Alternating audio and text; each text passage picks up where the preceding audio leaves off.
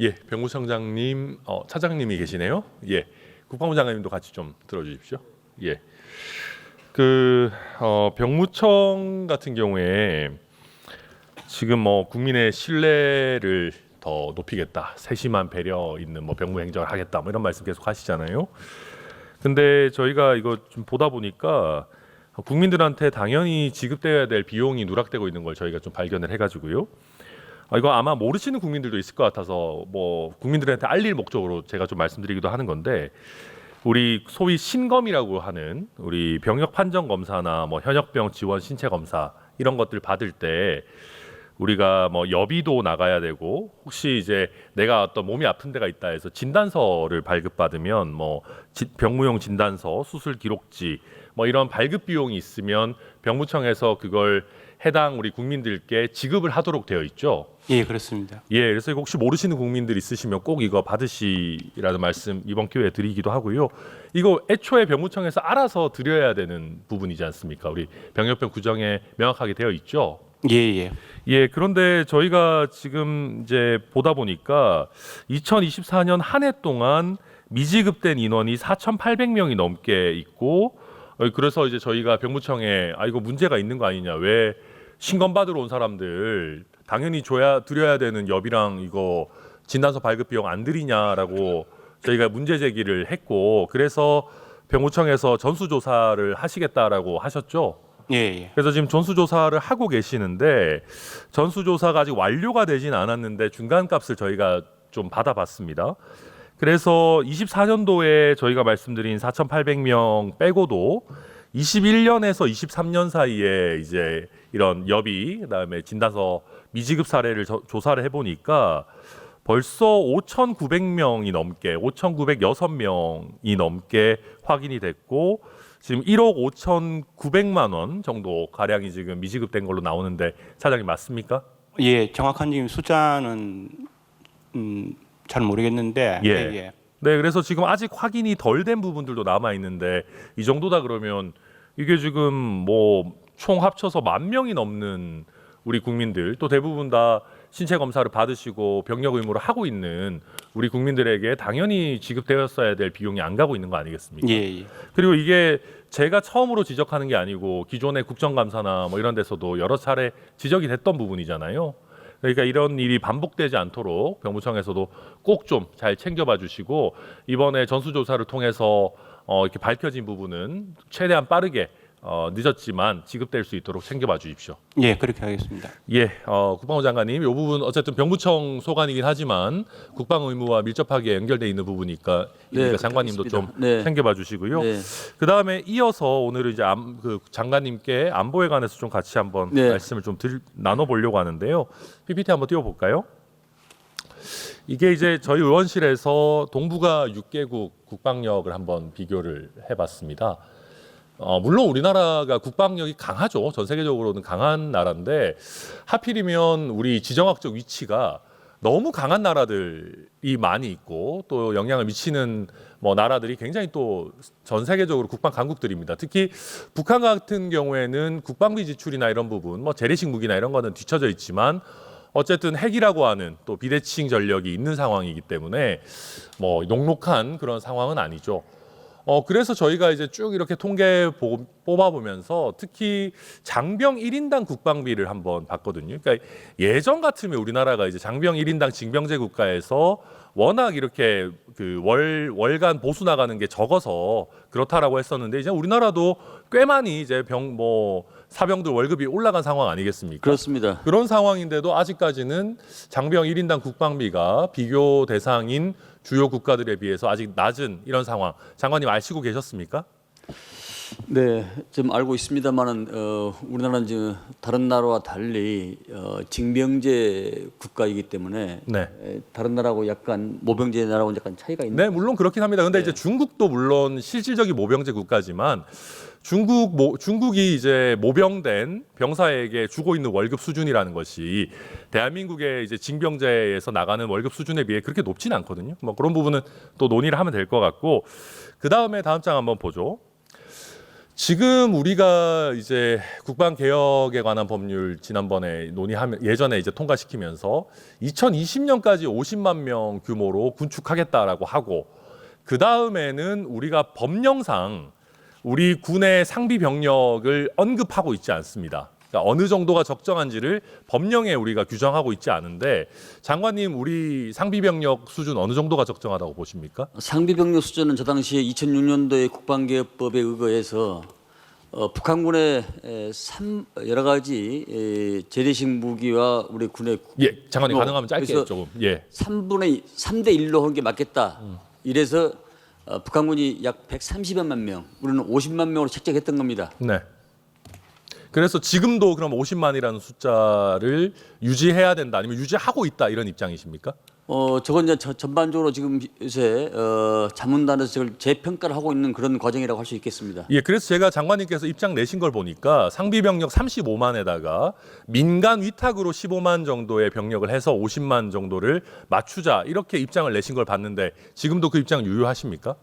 제가 그래서 지금 우리 지금 군 특별 자문단에서 그걸 놓고 지금 평가를 하고 있는 겁니다. 적정 규모가 전투력 구매를 유지하기 위해서 또 여러 가지 최첨단 고가의 무기를 유지하기 위해서 어느 정도의 적정 네, 예, 그 능력이 말씀은 필요한가에 대해서 이미 지금 평가를 하고 있는 겁니다. 예, 예. 근데 이제 지금 이 보시면 뭐 다 아시겠지만 뭐 쭉 이렇게 이제 출생아 수 중에 남성 수가 쭉 급감을 하고 있고 24년도에 영세 그러니까 24년생이죠.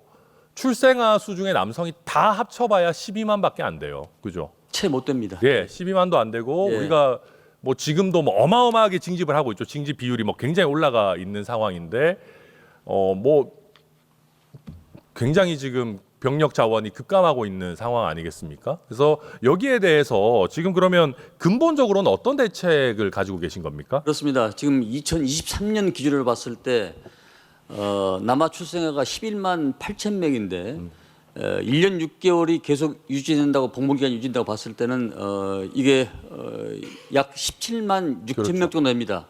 그럼 현재 현역 입영률이 약 90%를 봤을 때 2043년이 되면은 43년 되면 약 16만 명 유지되기 때문에 이제 그 나머지 잉여 병력 자원에 대해서는 직업군 간부와 장교로 이루어질 수밖에 없다 이렇게 말씀드릴 수 있습니다. 그러니까 지금 그런 말씀하신 게 지금 징병 대상인 자원이 확 줄어들 수밖에 없는 그런 상황이잖아요. 말씀하신 것처럼. 절대적 못 다 합쳐봐야 뭐 17만밖에 안 되는 16만밖에 안 되는 네. 그런 상황인데 그럼 나머지를 전부 그럼 35만이나 되는 거를 간부로 다 채울 수 있다라고 보십니까? 현재도 나머지 이제 그러면 이제 19만이지 않겠습니까? 19만인데 현재도 그럼 15만 민간 위탁을 빼고 그러면 35만을 그렇습니다. 확보해야 된다라고 보시는 겁니까? 그렇습니다. 예.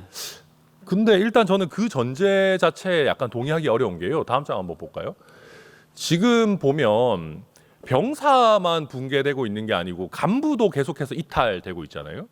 그러니까 이게 우리가 사실 그러니까 민간 위탁이라는 게 우리가 지금 정규직 보통 우리 기업 생각해 보죠. 이게 민간 위탁이라는 게 쉽게 얘기하면 하도급 아닙니까? 그럼 예를 들면 우리가 정규직의 급여 수준이 너무 비싸서 근데 이 정규직 급여 수준을 떨어뜨릴 수가 없으니까 뭐 예를 들면 현대차다. 그러면 우리가 조금 더 저렴한 인건비로 하도급을 해서 이제 다른 데 하도급을 주겠다. 그거는 말이 돼요. 실제 그렇게 하고 있고. 근데 우리 지금 정규직이라고 할 수 있는 국가가 직고용하고 있는 우리 뭐 간부들, 뭐 장교와 부사관들의 임금 수준이 그렇게 높지 않아요. 이 사람들도 나가고 있는 상황인데 우리가 100% 지금 이렇게 월급을 주고 있는 사람도 나가고 있는데 민간 위탁을 하면 어쨌든 민간 업체가 어느 정도 이윤을 남기고 나머지를 줘야 되는 구조 아닙니까? 그게 15만이나 충원이 될 거라고 생각하십니까? 이제 그래서 의원님 지적에 대해서 합리성에 대해서 공감을 하는데요. 그래서 동률 직급에 있는 경찰, 소방대원에 맞게 우리가 급여와 복지 체계를 지금 상한시키려고 지금 개선에 노력을 하고 있는 중입니다. 예, 저도 알겠는데 그러니까 그렇게 해서 예컨대 우리가 간부 충원율이 높아지고 하면 그걸 간부로 직고용을 하면 되는 거지 굳이 왜 민간 위탁? 그러니까 제 얘기는 장관님께서 민간 위탁을 언급하시면서 이게 민간에서도 어느 정도 충원 가능하니까 요 정도만 더 높이면 된다라고 목표를 설정하시는 게 저는 오히려 안 맞다는 거예요. 오히려 이 민간 이탁 15만까지 포함해서 전체 상비 병력의 대부분을 간부로 충원해야 된다라는 전제를 갖고 그러면 이 정도로 나가는 간부를 붙잡는 거를 넘어서서 새로운 사람을 충원을 이만큼 해야 된다라는 목적을 가져야 간부들의 어떤 처우나 이런 것도 현실화가 되는데 아니 나머지 부족한 건 민간 위탁하지. 그렇게 되면 저 오히려 간부 이 처우 개선하는 거에 목표가 좀 흐려지는 것 같거든요. 그리고 미군에서도 민간 위탁 많이 씁니다. 저도 알고 있는데 근데 이분들 대부분 보면 약간 뭐 후방에서 뭐 관리해주고 뭐 이런 거 많이 하시잖아요. 그러니까 민간 위탁에서 오는 병력이라는 게 전시 상황에서 그러면 실제 간부들이랑 동일한 정도의 효용을 낼 거냐, 그 정도의 국방 전투 태세에 정말 대비 태세에 도움이 되느냐, 저는 그렇게 간단한 문제 아닌 것 같습니다. 근본적인 대전제가 전투와 비전투 분야로 나눕니다. 네네. 35만의 병력은 전투 병력이고요. 나머지 15만은 PMC랄지 경기. 네, 저도 어떤 말씀이신지는 알고 그건 이제 있습니다. 비전투 분야에 종사하는 분이라고 이렇게 구분질 수 있겠습니다. 예, 일단 무슨 말씀인지 알겠고요. 예. 근데 당장 지금 상황이 민간 위탁 이런 거를 언급하기에는 좀 엄중한 상황이다. 지금 있는 간부들도 지키기 어려운 상황에서 민간 위탁을 이야기하는 거는 저는 조금 안 맞지 않나라는 말씀을 한 번 더 드리고요. 다 넘어가 볼까요? 이제 최근 들어서 예. 이제 일반 직렬에 동렬 직렬의 급여를 책정해 주면은 군 복무를 계속 하겠다는 이런 인원들이 계속 좀 늘어나고 있는 그런 추세를 할 수 있겠습니다. 예, 알겠습니다. 그래도 이제 좀 아무튼 우리가 뭐든 정석적인 거에 노력을 해야 됩니다. 말씀하신 것처럼 그건 노력해 주시고요. 네. 지금 보면 군무원들한테도 무슨 군사 교육을 더 시켜가지고 막 이런 얘기들이 자꾸 계속 나오는데 군무원들은 군인이 아니잖아요. 예. 군무원을 군사 교육을 시키지 않습니다. 예, 그러니까 아무튼 계속해서 군무원들에게 더 많은 부담을 준다 이런 계속 내용들이 지금 확대가 되고 있는데 우리가 급할수록 어떻게 보면 정석을 따라가야 된다 말씀을 좀 드리고 싶습니다. 그다음에 이제 그 우리 상비 병력 숫자 같은 부분도 아까 우리 서두에 말씀드렸지만 숫자나 구성 방식이나 이런 것도 기존의 질서에 매몰되지 마시고 정말 우리가 필요한 게 뭐냐라는 거를 고려해서 적극적으로 좀 같이 논의하고 또 소통해 나갔으면 좋겠다라는 말씀 알겠습니다. 드립니다. 전반적으로 이제 전방의 경계개념 개념에서 그렇죠. 저 지역 개념으로 바뀌고요. 여러 네. 가지 지금 예의를 가미한 첨단 과학 기술로서 지금 발돋 보려고 여러 가지 방책을 세우고 있는 그런 과정이라고 할 수 있겠습니다. 예, 알겠습니다. 네. 그리고 우리 행안부 장관님은 안 계시나요? 아, 네, 본부장님 본부장. 계시는군요. 그 여기 이제 민방위 관련한 내용인데요. 그 민방위는 사실은 직접적인 군사 훈련은 전혀 아니지 않습니까? 네. 그러니까 민방위의 주된 어떤 취지나 이런 게 어떤 거죠? 그 적의 공격 또 대규모 재난으로부터 국민을 보호하는 그런 거라고 보시면 될 것 같습니다. 그렇죠. 특히 이제 재난 상황, 전시 사변 상황을 포함해서 지금 재난도 굉장히 복잡해지고 있는데 이럴 때 우리 민간에서 어떻게 행동해야 되는지 같이 그렇습니다. 사전에 대비하는 그런 거죠. 근데 기존에 아마 김기현 의원님이셨던 것 같은데 이제 민방위 기본법에 여성의 기초 군사 훈련이 필요하니까 민방위에 여성 참여를 해야 된다 이런 뭐 법안을 내신 적도 있는 것 같은데 근데 제가 봤을 때는 이건 조금 취지가 다른 게 민방위는 기초 군사 훈련이 아니잖아요. 그렇지 않습니까? 그래서 저는 약간 이제 법안 취지가 조금 안 맞다는 생각이 들어서 언급을 좀 드리는 건데 근데 이게 어떤 의미에서는 군사 훈련이 아닌데도 남성들만 하고 있는 것도 문제라는 생각이 들거든요. 그러니까 군사 훈련이면 그래 뭐 지금 체제가 이렇게 돼 있으니까 그런데 이게 왜 지금 남성들만 참여하게 수십 년간 진행이 되고 있는 거죠? 제가 그 경위를 지금 정확히 알고 있지 못합니다만 다만 그 어떤 남성이 군에 가고 뭐 예비군 훈련을 받고 또 그 위에 민방위에 편성되는 그런 것들이 이어져 온 것으로 생각이 되고요. 네. 다만 지금 현재도 여성들의 경우에는 자발적으로 이제 참여할 수 있는 길은 열려 있다 이렇게. 네, 저도 알고 있습니다. 그런데 이제 저는 이게 예비군 훈련이 끝나면 자연스럽게 넘어가는 그런 어떤 현실적인 일도 있고 어떤 의미에서 저는 되게 가부장적 관념이 반영됐다고 생각하거든요. 이게 기존에 보면 주로 세대주들이 남성이지 않겠습니까? 그럼 남성인 세대주가 이런 재난 상황에서의 훈련, 대비 훈련을 받고 와서 가족들한테 이렇게 좀 뭐랄까요? 가장으로서 이걸 리더십을 발휘하면 어느 정도 해결될 수 있다. 그러니까 남성인 세대주만 훈련을 받으면 어느 정도 가족 전체가 커버된다라는 생각을 가지고 이렇게 제도를 짜고 좀 운영해 온 것 같습니다. 그런데 제가 요즘 보면 한번 다음 장 볼까요? 문제가 요즘 세대가 갈수록 1인 가구도 많이 늘어나고 해서 세대 구성원 중에 남성이 아예 없는 세대 구성원 모두가 여성인 세대가 전체의 22%, 23%까지 올라왔거든요. 그렇다라고 하면 물론 본부장님 말씀처럼 원하면 자발적으로 해서 받을 수 있는 제도가 이미 있긴 있죠. 근데 현실적으로 그걸 사실 누가 합니까? 그렇게 많이 안 하게 되고요. 남성들도 민방위 사실은 이거 뭐 자발적으로 해라 그러면 참여율이 많이 떨어지지 않겠어요? 그러면 여성이 세대주인 가구들도 아니 재난 상황이 됐을 때 우리는 어떻게 행동해야 되고 어디로 대피해야 되고 이런 거에 대한 기본적인 숙지는 되어 있어야지 23%에 가까운 국민들은 민방위와 전혀 상관없이 살아가고 있다. 이것도 어떤 의미에서는 좀 민방위 제도의 취지와 안 맞는 거 아닙니까? 지금 여성들에게 민방위 교육이라든지 이런 걸 의무화할 것이냐의 문제와 또 재난 상황에서 여성들을 어떻게 교육할 것이냐의 문제는 조금 분리해서 생각해야 된다고 생각합니다. 민방위 말고 여성들을 대상으로 따로 재난 교육을 의무화해서 하는 게 있어요? 의무화는 없지만 뭐 네. 저희들이 이제 재난 아니, 상황에서는 그렇지 않습니까? 그러니까 물론 재난 관련해서 다양한 교육들이 있죠. 근데 민방위 교육을 우리가 대표적인 걸로 드는 게 이거는 의무화된 교육이라서 그런 거 아닙니까?